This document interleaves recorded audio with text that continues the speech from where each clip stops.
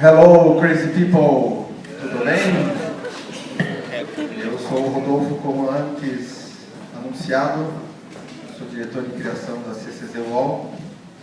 Dá para me ouvir aí? Acho que dá, né? E seguindo o nosso roteiro de perguntas aqui, sem mais delongas, porque invadiram o nosso tempo, e agora nós temos um pouco menos de tempo para falar sobre redação e direção de arte para todos vocês. Primeiro nós temos que nos apresentar aqui, apesar de nós já termos sido apresentados.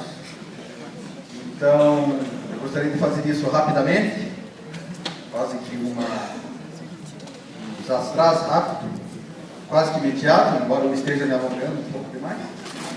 Meu nome é Rodolfo Amaral, eu sou diretor de criação da CCZ UOL há 6 meses, eu tinha ficado já 8 na JWT, os últimos 3 como diretor de criação, os últimos 2 como diretor de criação de Cedilux. Fui dupla de gestão desse rapaz aqui que está ao meu lado direito, que é o Gustavo Costa, aqui em Curitiba, no nosso campus da JWT Casa. E ao longo da palestra vocês vão conhecendo um pouco mais de mim, um pouco mais das minhas preferências, as minhas desordens emocionais e intelectuais e tudo mais do que a gente vai tentar enrolar vocês aqui e entreter vocês ao longo dessa pouco mais de 1 hora de conversa, ok? Próximo. Eu sou o Kiko, redator, que foi apresentado também, estou na Loduca hoje, antes já falei na ficha da C6. Quer dizer que é muito legal estar aqui em Curitiba, que a gente conhece vários, estando em São Paulo a gente já trabalha com vários profissionais de criação de Curitiba, que é um celeiro de vários talentos, então muito legal para a gente. Eu sou o Gustavo Costa, o Guto, até recentemente diretor de criação executivo nacional da casa. Saí há pouquíssimo tempo para tocar um projeto pessoal focado em convergência digital. Acho que todos esses 15 anos de agência e o comando ali na casa especificamente, passando por agências desde ditas tradicionais, né, o Above the Line, depois PTL e digitais. Acho que vai ser muito bacana o nosso papo aqui para trocar uma ideia, basicamente é isso. Oi, eu sou o Thiago de Mello, eu sou diretor de arte da Loduca, sou doutor do Kiko. Eu sou recifense, radicado em São Paulo, estou há 6 anos, passei pela Fischer, Publici, aliás, Publici, Fischer e agora estou na Loduca. Enfim, a gente aqui tem uma missão que eu acho que é interessante, que a gente quer falar coisas que os professores de vocês não falam, ou talvez algum colega de trabalho não te falou, enfim, vamos aí nessa missão e a gente espera ajudar vocês aí.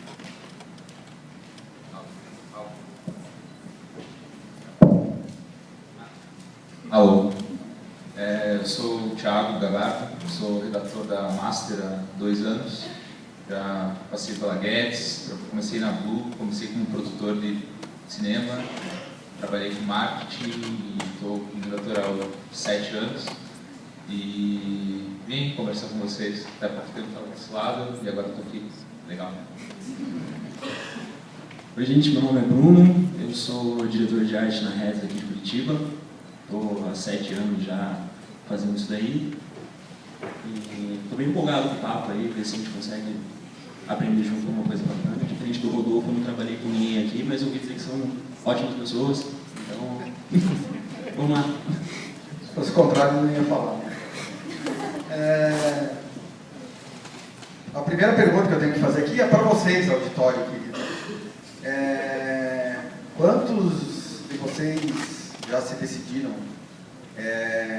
na profissão o que querem ser da vida, além de boêmios e mentirosos? E desses que já sabem, quantos que querem criação e quantos querem ser redatores daqui? Levantem as mãos e apresentem seus sovacos para nós. Redatores. Independente de ser above, below, under, underneath, inside the line. 10. 10. Quantos querem ser diretores de arte? A grande maioria. Grande erro. E o resto quer ser o quê, afinal? Social media? 125. Planner? Blogger? Boêmios? Vagabundos, confessos? Todos. Ainda estão vendo? Ou vão esperar essa palestra para decidir o que querem ser? Daí não vamos ser nem redator, nem diretor de arte. Bom, então, essa ducha d'água fria na agenda aqui, né? Porque a gente viu umas 30 pessoas aqui que querem ser redatores ou diretor de arte. Ou talvez algumas estejam tímidas e não queiram apresentar os seus sovacos para nós. Agora eu faço uma pergunta para nós aqui, né? Não sei quem que quer o seu primeiro a responder, ou se todos querem responder. E para vocês, o que ajudou algum de vocês, ou de vocês, todos vocês, o que ajudou vocês a decidir que queriam ser redatores ou diretores de arte? Eu assim, particularmente, eu tive duas pessoas que me ajudaram a decidir. Um foi o meu irmão, que era um jornalista. Eu sou um cara muito mais novo que meus irmãos, que era um jornalista já formado e estava seguindo uma carreira muito boa, mas como ele estudava demais e lia demais, e eu não tinha muita paciência para estudar demais, mas para ler demais eu tinha bastante paciência, eu preferi ir para a publicidade, que era um pouco mais prática e um pouco mais mão na massa do que o jornalismo, né? Embora depois eu vi que também precisava estudar e teorizar bastante, mas eu achava que o caminho era um pouco mais curto. E segundo, porque o meu maior ídolo foi um cara chamado Ernest Hemingway, que me mostrou que era muito legal você ganhar a vida escrevendo, unindo letrinhas com letrinhas, e como eu sou redator de formação, eu consegui até hoje unir letrinhas com letrinhas para sobreviver. E vocês, meus amigos, o que levaram vocês a decidir isso na vida? Se você perguntar isso pra minha mãe, ela vai ter uma teoria maluca de que quando eu era criança, enquanto estava passando TV, assim, eu não prestava atenção no programa, e quando começava o comercial, eu ficava vendo o comercial. Eu acho que eu era só uma criança com déficit de atenção. Mas, propaganda sempre me pareceu um troço bacana, assim, a partir do momento que eu comecei a ser cobrado pela sociedade de decidir um futuro, assim, me parecia um emprego divertido, assim. Parecia um ambiente de trabalho bacana, onde eu poderia ter algumas liberdades que eu não teria em outros ramos profissionais. E a verdade é que era um pouco por aí mesmo, assim. Então, o que me levou para a direção de arte, aí eu já não sei, uma predileção pelas coisas bonitas e pelas imagens. Enfim, foi mais ou menos por aí. Mas você, aqui aproveitando já, pergunta número 4 do nosso roteiro de perguntas, você achou, mas você, quando você era pecorrucho e você ainda tinha cabelo,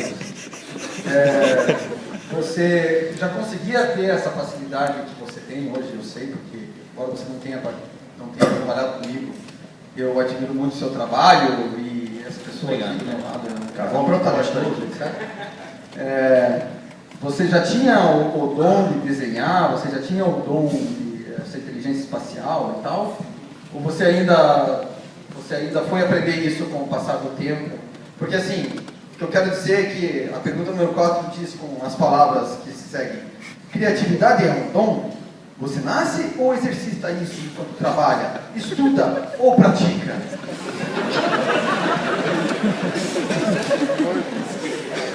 Falando de mim, Rodolfo, eu tendo a acreditar que criatividade não é um dom, cara. Até porque eu sou hoje provavelmente o pior desenhista dessa sala. Eu evito fazer RAFs porque eu acredito que eu consigo explicar melhor uma ideia para o meu diretor de criação contando ela do que desenhar para ele. Então, eu acredito que criatividade é um exercício constante de aprendizado, porque é um set de habilidades que faz você chegar em boas ideias. Não é? Quando você fala de um redator, assim, um cara que tem facilidade em se expressar numa conversa cotidiana, assim, é um cara que talvez tenha a chance de ser o melhor redator, assim, porque vai ter mais facilidade em expressar uma ideia num tempo limitado ou num título, mas o lance, assim, eu nunca tive nenhuma habilidade especial que diz respeito à direção de arte, assim, era só admiração pelas coisas mesmo, assim, mais a contemplação e, assim, a compreensão de como eu posso transformar uma imagem ou o plano de um filme em propaganda. Eu acho que dá para resgatar a tua primeira pergunta. Eu acho que independente da especialidade que você vai tomar, isso já foi falado, mas eu acho que vale a pena sempre frisar, o importante é a ideia. E a concepção da ideia passa por essa questão de inteligência, informação e conexão. Então, a tua predileção, a tua decisão vai ser pautada na execução. Eu gosto muito mais da minha expressão através, né, da palavra, como o Rodolfo colocou, ou da questão estética, como o Bruno também frisou. Isso é uma questão de execução. Então, eu acho que vocês vão definir isso, ok? Mas eu acho que qualquer um que atua dentro da indústria de comunicação, a inteligência, que eu acho que tem a ver com a criatividade, para mim, a inteligência está muito acima. Assim. A criatividade é algo que foi super valorizado e até deturpado. Eu vejo engenheiros com uma inteligência absurda, uma capacidade criativa absurda, quando o cara faz um canal que atravessa a Europa pelo mar. Para mim isso é surreal, é foda. O cara estudou muito, tem muita consistência e também a questão que a gente fala de ser criança, né? A criatividade é quando as barreiras da vida, do dia a dia não te limitam. O cara imaginar que esse canal é possível, então é só esse paralelo que eu acho que existe essa questão de supervalorização, né? Só nós publicitários somos criativos, não. Eu acho que a inteligência sempre vai pautar as grandes ideias, as grandes campanhas, e aí sim vem a execução, seja você diretor de arte ou redator. Na verdade,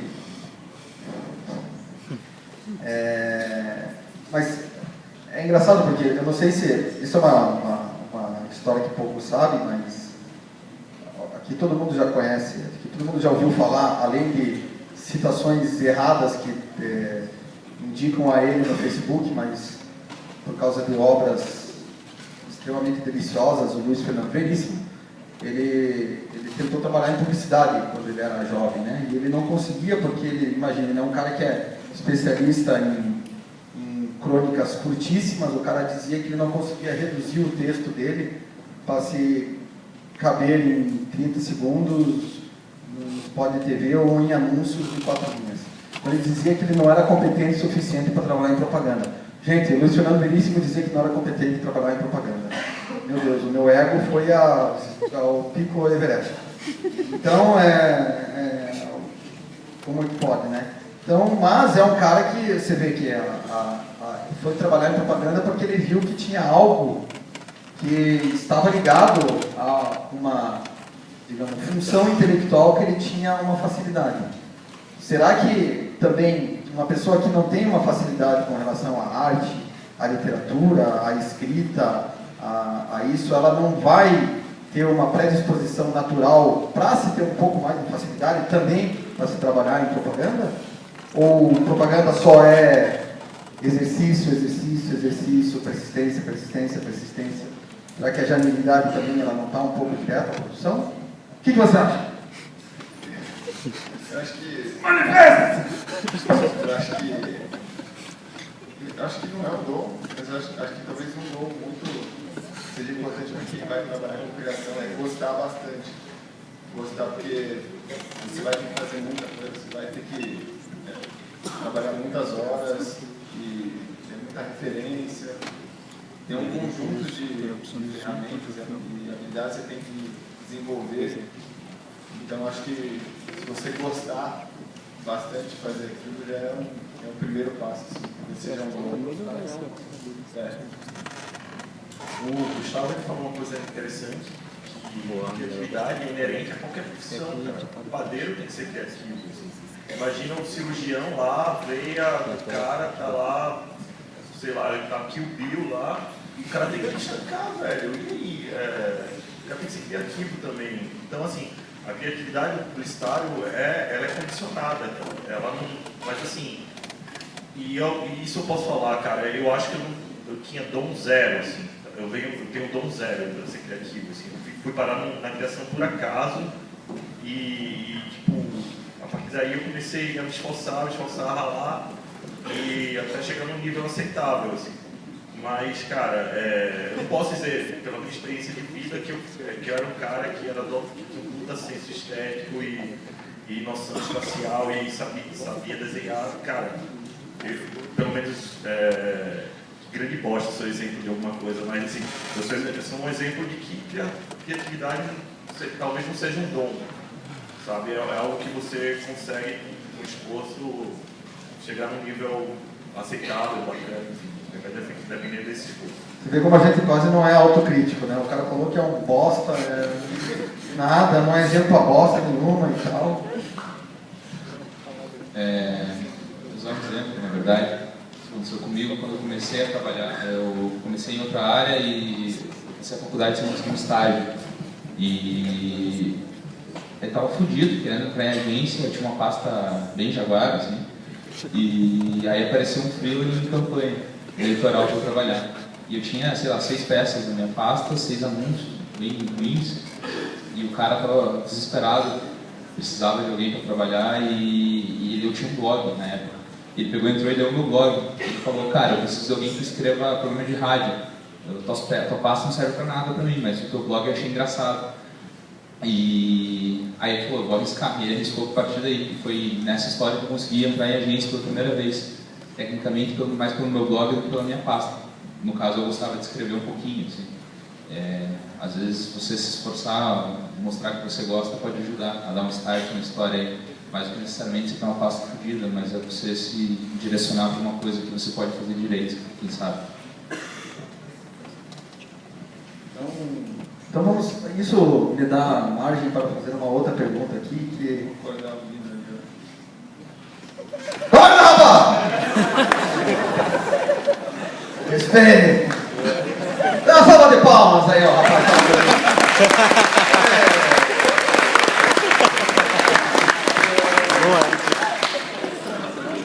Então, vamos lá, então daí tem um dia lá que você chega na agência, né? Por enquanto está tudo bem. Então daí tem um dia lá que você chega depois da baladinha na agência, as coisas não foram tão boas como você imaginou, a tua mulher descobriu que você saiu, e daí você ligou o computador e deu a velho blank page na tua cabeça. Como que você vira o jogo, seu Gabato? Como que você sai do zero ideia? É que, se eu for ler a pergunta número 5, o que fazer quando o monitor só fica em branco? Ou seja, quando não há nenhuma boa ideia. E agora, galera? A resposta que todo mundo vai dar é: você tem que sair, relaxar. Eu me desespero. Eu começo a andar em círculo, bater na mesa, quase choro. Falo, fudeu, não vou conseguir. Vou trocar, vou fazer concurso público. Você concluir que você é incompetente naquilo. Isso passa em frações de 2 horas, assim, e incrivelmente sempre aparece a resposta. Eu acho que daí é o treino, não é dom, é o treino de você conseguir atalho e conseguir resolver as pepinas que vão aparecer. Daí com toda a história, né? Você tem que ter referência, tem que respirar, conversar com alguém, quem sabe você acha um caminho, abrindo o ar, folhear, blá blá blá. Acho que esse é o padrão que todo mundo faz, mas eu me desespero pra caralho ainda. Sofro, tenho dor de cabeça, tentar ligar pra minha mãe, pra minha namorada. O que eu faço? Eu penso, queimando a cabeça. Uma hora aparece a resposta. O treino por isso que a gente fica aquela luz lá, né, que surge na cabeça, né? Você vê muito em revista do Tio Patinhas, né? O cara tem uma ideia, aquela luz que vem na cabeça, né? Isso é treino, né? Completamente, né? O treino que nos tira dessas enrascadas, e quanto mais treino você tem, mais treino, mais experiência. Eu lembro que quando eu comecei na propaganda, eu estou com 30 anos aí, E quando eu comecei na propaganda, foi muito numa época onde o Brasil começou a colocar muita gente, muita gente começou a entrar na archive de uma forma meteórica, assim. A gente vai sortear para as melhores perguntas aí também. Detalhe que todo mundo aqui ganhou água, só você. Criação ocorre. Aqui a gente é mais divertido. Quer dar uma gravada? 30 segundos. Só tô gravando. Nada que o Photoshop depois não resolva. Nada das perguntas. Você estava falando da luzinha. E rolou muito, não sei se alguém não sei se alguém tem a mesma idade que eu acho que o Rocha é um pouco mais velho, mas foi um horror aquela época, porque muita gente experiente foi trocada por muito meninão, assim, sabe? E na verdade faz parte do jogo, assim, porque o pessoal chega com sangue novo e os experientes também estavam meio caducos, assim, meio conformados demais. Mas também o mercado sentiu aquilo lá também, né? Porque, porra, você vai e coloca um monte de gente nova, um monte de gente que está entrando no mercado agora, mas também às vezes não tem o treino necessário para se tirar de umas enrascadas que nem essas ali, né? Puta, hoje eu não estou num dia bom e tal, né? E daí, às vezes, a experiência conta isso, porque você tem o treino para se lembrar de um escaninho que você teve lá 4 anos atrás, que você passou por uma situação igual, né, e que você vai tirar uma ideia lá daquela gaveta que você, há 1.300 dias atrás, você passou. Então, eu acho que é um misto de coisas, assim, que vão te ajudar a tirar, mas o treino, a persistência a persistência. A palavra persistência eu acho que é um guia para o mantra de ser um redator e um diretor de arte que vale vocês tatuarem, em vez de ficar tatuando umas besteiras, tipo flames que já saíram da moda, assim, e eu ficar tendo a vida inteira que aguentar essa porra aqui no meu braço, tatua em persistência. Ou em vez de tatuar fé, Marina, ou mãe, eu te amo, tatua persistência, gente. Vai ser um troço muito mais útil na vida de vocês.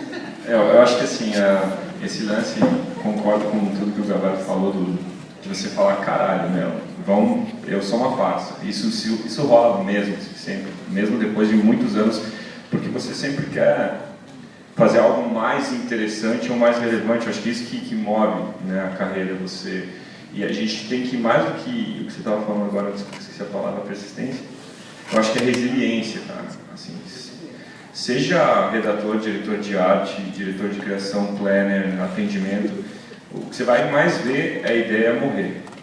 Se prepare para isso. Assim. Você vai ver milhares delas, assim, sempre. Isso vai acontecer sempre. E você vai ter que lidar com isso. Eu acho que aí volta tudo que a gente falou. Se a gente ama essa porra, é porque, cara, você vê todos esses teus filhinhos queridos morrendo e às vezes são muito fodas, ideias muito consistentes que levariam o business para outro nível, mas isso morre por N questões, sejam políticas, ego, enfim. E eu acho que a persistência que você ama acordar e falar, eu quero fazer isso, e acreditar que as novas ideias podem acontecer, é o que move. Então, quando deu blank, voltando para a pergunta original, é trabalho, não tem outra saída, não adianta, começa a rabiscar várias coisas. A dica mais prática daí para vocês que estão começando, das ideias mais idiotas que você teria vergonha de contar para você mesmo, anota. E isso vai saindo, sabe? Uma dica que um professor meu me deu e me ajudou muito, assim. Porque elas tendem a atrapalhar teu pensamento, essas ideias idiotas, assim. E você vai anotando, elas saem do teu pensamento e aí vão vindo. E depois umas 50, 80 delas, você vai ter pelo menos umas 10 boas. E aí a coisa começa a funcionar. Mais ou menos para mim, como acontece. Assim. Tem uma coisa que eu, pelo menos, acredito, assim, e que a gente não fala muito sobre isso, talvez porque a gente é criado nesse esquema tipo de grandes publicitários, assim, a gente tem várias pessoas para que a gente olha e fala, esse cara é bom pra caralho, assim, e isso afasta um pouco a gente de um fato que vai fazer a gente economizar muito dinheiro em Rivotril, assim, muito dinheiro. não dá para ser brilhante sempre. Assim. Essa coisa que o Rodolfo falou do treino, o treino ele te mostra alguns caminhos assim, pelos quais você pode se livrar do problema da tela branca. Assim. Então, tem um pouco disso também. Assim, a gente às vezes se cobra demais, assim, que todo jovem é uma big idea, assim, pensa aí. Não. Você quem decidir trabalhar com isso, assim, no fim das contas a gente é vendedor. O que acontece com o vendedor? Cada vez que o vendedor vende alguma coisa, é interessante que ele tenha um argumento cada vez melhor para vender aquilo.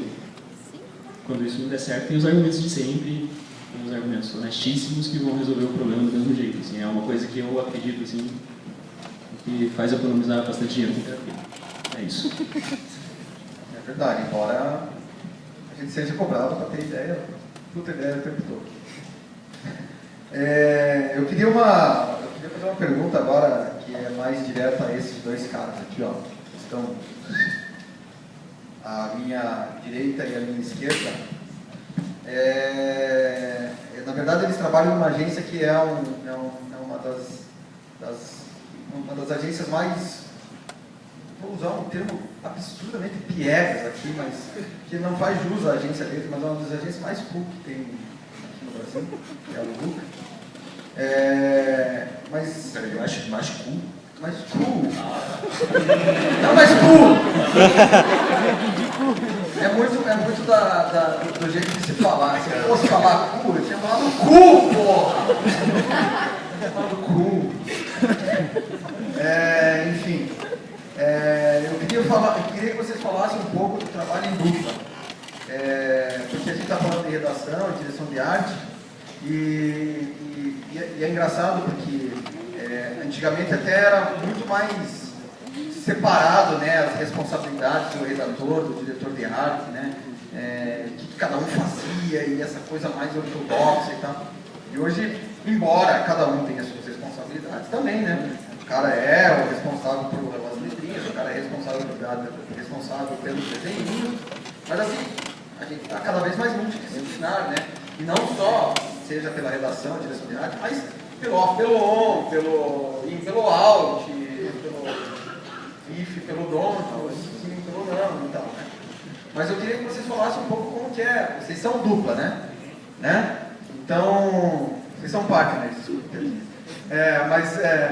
Eu queria que vocês falassem um pouco como que é o trabalho de vocês aí como dupla e tal, já que é uma das nossas pautas aqui também. A gente é dupla. Há quanto tempo vocês são dupla? Para começar? Acho que 3 anos e meio. A gente começou do quadro aqui. Eles são de algum núcleo? Não, lá não tem núcleo. Todo mundo faz tudo.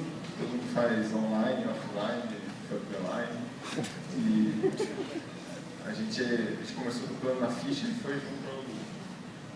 E a gente costuma dizer que relação de dupla é quase como um casamento, assim. Sem sexo, né? Às vezes com sexo, no nosso caso. Ainda.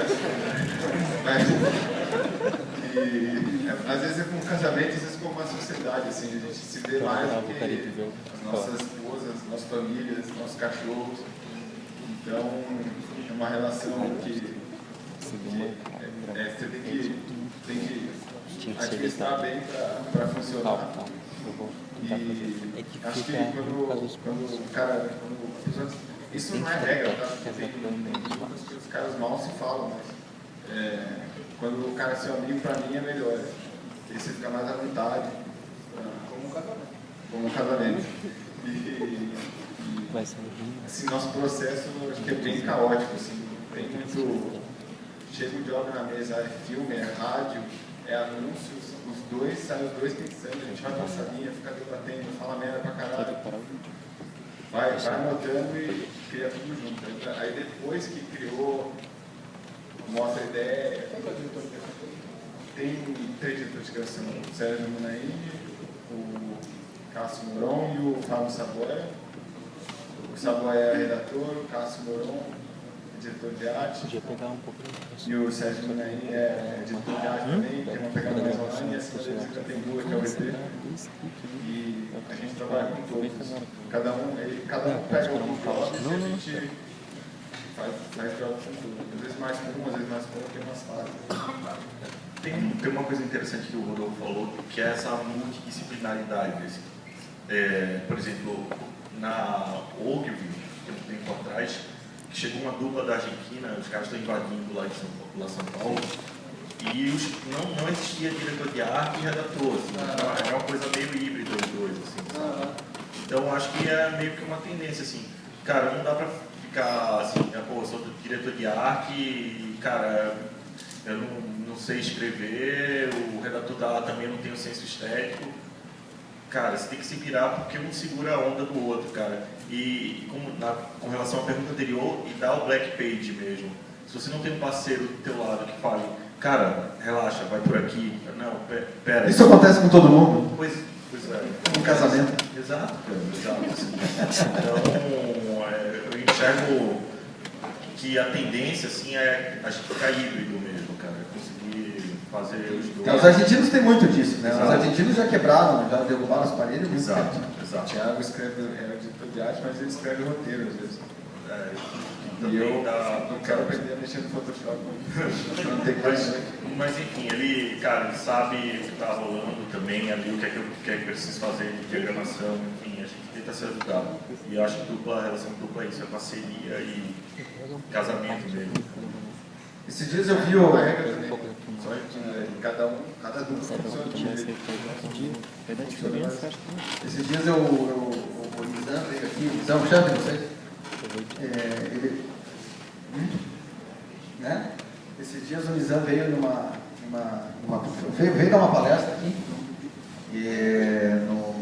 Quem que foi aqui? Foi no Universidade, né? Foi, né? isso aqui. E daí ele teve um bate-papo com os professores, um dos professores estava aí.